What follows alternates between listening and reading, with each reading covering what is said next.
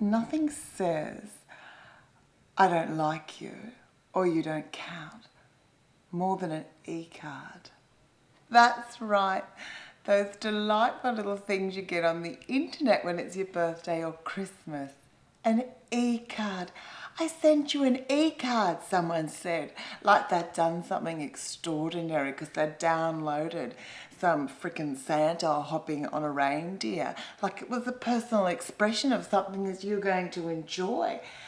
E-cards suck. I mean, nothing says you don't count. You're not worth anything. I couldn't be bothered a stamp for you. You're not worth postage.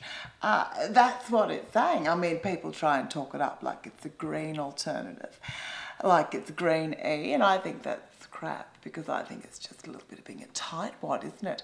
It lacks kindness, it lacks generosity. It's just not in the spirit. I just think an e-card is, I don't know, is nothing. Like, I just don't think there's any heart or niceness in sending something out in a group email that you've downloaded. It doesn't mean anything. I just look at it and go, ooh, asshole, delete.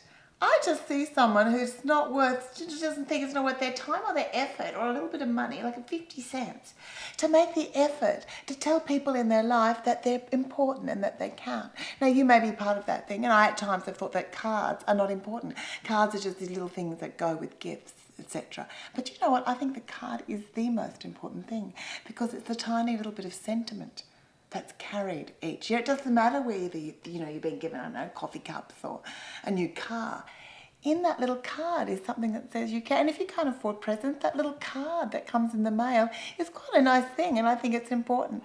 You know, a card can be, I don't know, it should say something, just that you were worth the effort. I bothered to remember your name and your children's names. And if I can't, I will be kind enough to just say, and family.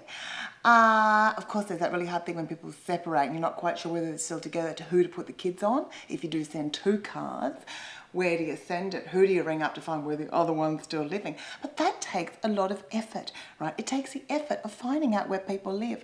People's last names and addresses, are sort of things that we don't know about people anymore, isn't it? It's kind of weird. You can know someone for years and not know that. So to actually send them a card, in their letterbox, a beautiful, tangible thing you can put your hand in, unlike the inbox of of your email.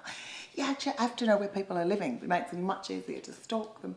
But I think it's a really nice thing. I just think that's kind of sweet. I don't know. I'm just a little bit old-fashioned like that, I suppose.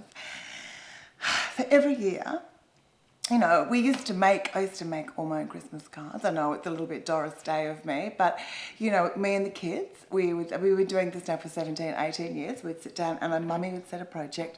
We're going to make the cards. And we'd hand make these beautiful red hearts with, little kind of glitter and fluff and gorgeous things. And, we'd have to start in Easter and then we'd have like 10 made, so it was a very limited pool of people that you could actually send it to. But, over the years, it sort of jumped up and I actually had this idea like, well, why don't we just take a family photograph? Because the family keeps changing and it keeps, we have a concept every year, not that daggy, the white t-shirts and the denim shorts running on the beach looking gorgeous Photoshop look.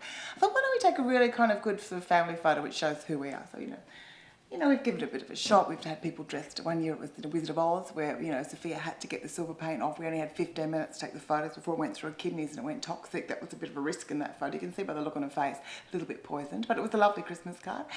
And then there was Hippie Christmas, which was really easy to get the costumes because we lived in Mullumbim, where we picked up things that were left on the street. So that was fabulously fun. And I think we had, Very Bogan Christmas, where we all sort of had mullets, smoking cigarettes, been looking pregnant, covered in tattoos. And funnily enough, my eldest daughter, she's not pregnant, but she is covered in tattoos now. So you have to be careful what you look for. But, the beautiful thing about this card is that, I'll send out 50, 60 cards. And sometimes I'll only get 12 back. But I'm not counting. It's not that that's important. It's not important. I don't mind because, at least people have got something they can hang up. You see, they can hang on a piece of string. It used to be that Christmas cards, how many you had was a sign of how loved you were in the world and how extended your network of friends and family were. Now, you can't hang up an e-card, can you? It's transient, it's ephemeral, like friendships have become, like things that don't even exist. You think you have like a Facebook thing. It's like 2,000 friends, but no one's here. No one's here at my house. This year, I have 3 cards. 3? So see, clearly, I'm not as loved in the world I probably would like to be, but that doesn't stop me giving out love. I've got my cards ready this year. See, we've gone for the Brady Bunch this year because we are a blended family. That's the look we're going for.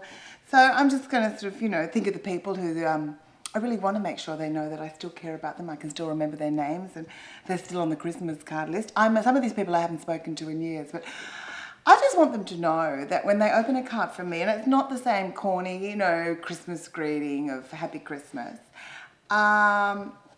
Basically, you know, they'll open it up and, you know, it's like, you know, Happy Christmas, thanks for nothing, cockhead.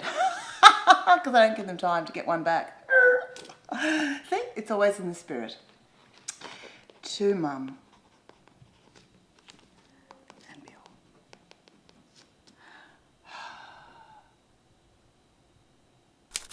Can't remember the name of my mother's dog.